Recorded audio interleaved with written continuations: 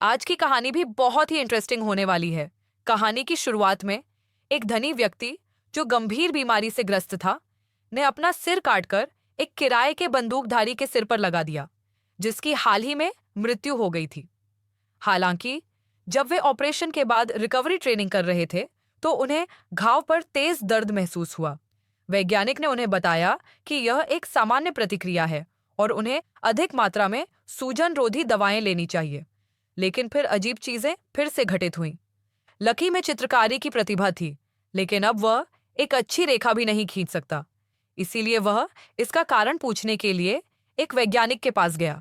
लेकिन वैज्ञानिक ने कहा कि उसे अभी भी सुधार करने के लिए कुछ समय चाहिए। कौन जानता था कि 3 महीने बाद भी लकी कुछ भी नहीं बना सकता था।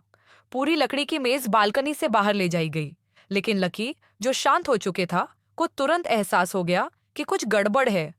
वह नहीं जानता था कि उसकी ऊर्जा इतनी प्रबल कैसे हो गई।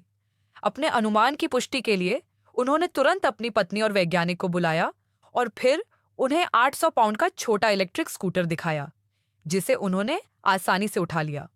इससे वैज्ञानिक सोच विचार में पड़ गए। शाम को लकी उन्हें चीजें खरीदने के लिए बाहर ले गया, लेकिन उन्हें पता नहीं था कि उन्हें कुछ छोटे शरारती बच्चों ने देख लिया है। एक लुटेरा आया और पत्नी का बैग छीनकर अपने साथियों की मदद से भागने की तैयारी करने लगा। सौभाग्यवश लकी ने बारबेक्यू ग्रिल को पलट दिया और उन दोनों व्यक्तियों को रोक दिया। इसी समय अप्रत्याशित रूप से 2 और लुटेरे उनके पास आ पहुंचे। लकी ने एक एक करके सभी को मार गिराया। चूंकि उसका शरीर एक सैनिक जैसा था, इसलिए उसे लगा कि वह अकेले ही 10 लोगों को हरा सकता है। उसकी नजर में ये किसी लायक नहीं थे, लेकिन अपनी पत्नी की रक्षा के लिए लुटेरों ने फिर भी उनका इस्तेमाल किया। लकी ने दूसरे पक्ष को जमीन पर गिरा दिया। यह देखकर कि वह लुटेरे पर चाकू से वार करने वाला है, लुटेरे ने तेजी से उसे रोकने के लिए चिल्लाया। तब लकी ने दूसरे पक्ष को जाने दिया। इसके बाद परिवार घाव का इलाज कराने के लिए अस्पताल गया, लेकिन लकी पहले कभी यहां नहीं आए थे। हालांकि कुछ अस्पष्ट छवियां उसके दिमाग में बार बार घूम रही थीं और वे उसके डॉक्टर को बहुत परिचित लग रही थीं, जैसे उसने उन्हें पहले कहीं देखा हो। इसीलिए वह उस वैज्ञानिक के पास गया जिसने उसका ऑपरेशन किया था। वैज्ञानिक ने कहा कि यह घटना सेलुलर मेमोरी थी और यह संभवतः ऑपरेशन के दौरान भाड़े के सैनिकों की कोशिकाओं के साथ उनके शरीर की कोशिकाओं के जुड़ने के कारण हुई थी। यद्यपि यह एक वैज्ञानिक अवधारणा मात्र है, किंतु ऐसी ही घटनाएं अक्सर घटित होती रहती हैं। ये समझाना कठिन नहीं है कि लकी इतना शक्तिशाली क्यों हो गया है और अस्पताल में उसकी स्मृति को उसकी मृत्यु से पहले भाड़े के सैनिक द्वारा क्यों छोड़ दिया जाना चाहिए।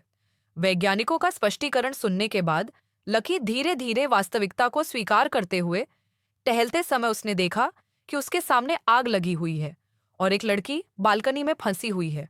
यह देखकर लकी दूसरी ओर कूद गया।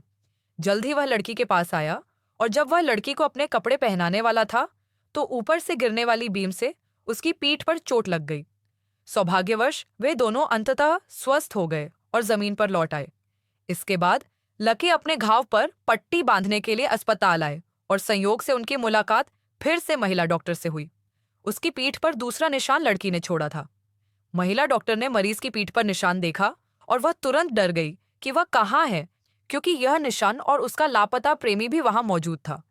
ये जानने के लिए कि क्या हो रहा था, महिला डॉक्टर ने लकी और उसके प्रेमी की रक्त समूह रिपोर्ट की जांच की और पाया कि उनके रक्त समूह पूरी तरह से मेल खाते थे। प्लास्टिक सर्जरी के बाद उसे संदेह हुआ कि लकी उसका प्रेमी है।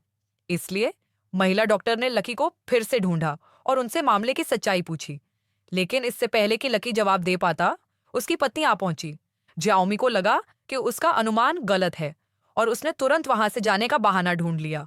इस हार के कारण लकी को दोषी महसूस हुआ, लेकिन वह इतना थका हुआ था कि अपने सिर के प्रत्यारोपण के बारे में किसी को भी नहीं बता सका। ये पता चला कि लकी को आधे साल पहले गलती से एक बीमारी का पता चला था, लेकिन उसने अपनी पत्नी को खो दिया था। इसलिए उसने एक वैज्ञानिक को खोजने के लिए बहुत प्रयास किया। उन्हें उम्मीद थी कि दूसरा पक्ष सिर की सर्जरी के लिए स्वस्थ शरीर ढूंढने में उनकी मदद कर सकता है, लेकिन ऑपरेशन बेहद जोखिम भरा था और कोई उपयुक्त शरीर भी नहीं था। इसका मतलब यह था कि लकी केवल मरने का इंतजार कर सकता था। वह इस वास्तविकता को स्वीकार नहीं कर सका और अपना जीवन समाप्त करने की इच्छा से उपवन में चला गया। अप्रत्याशित रूप से चमड़े का थैला टूट गया और लकी भारी रूप से नीचे गिर गया। उसने उस वैज्ञानिक की मदद की जो दौड़कर उसके पास आया था और इस तरह वह रोग से बच गया। लेकिन जैसे ही वे दोनों वापस जाने वाले थे, उन्होंने कुछ ही दूरी पर गोली चलने की आवाज सुनी और जब वे निकट पहुंचे तो उन्होंने देखा कि एक भाड़े का सिपाही जमीन पर पड़ा था और उसे भोजन मिल चुका था। लकी पुलिस को बुलाना चाहता था, लेकिन वैज्ञानिक ने उसे बुला लिया क्योंकि इस शरीर का इस्तेमाल उसकी जान बचाने के लिए किया जा सकता था, इसलिए उन दोनों ने ऐसा किया। शरीर को प्रयोग के लिए वापस लौटा दिया गया और सिर का प्रत्यारोपण सफलतापूर्वक पूरा हो गया। यही कारण है कि उन्होंने इसके बारे में किसी को बताने की हिम्मत नहीं की। कुछ ही समय बाद लकी को ज्याओमी मिल गई और अपराध बोध से ग्रस्त होकर उसने उसे सच्चाई बता दी। ज्याओमी ने उसे दोष नहीं दिया क्योंकि हर कोई जीना चाहता है। इस प्रकार लकी ने अपनी उलझन खोल ली और तब से अपने परिवार के साथ खुशी से रहने लगा।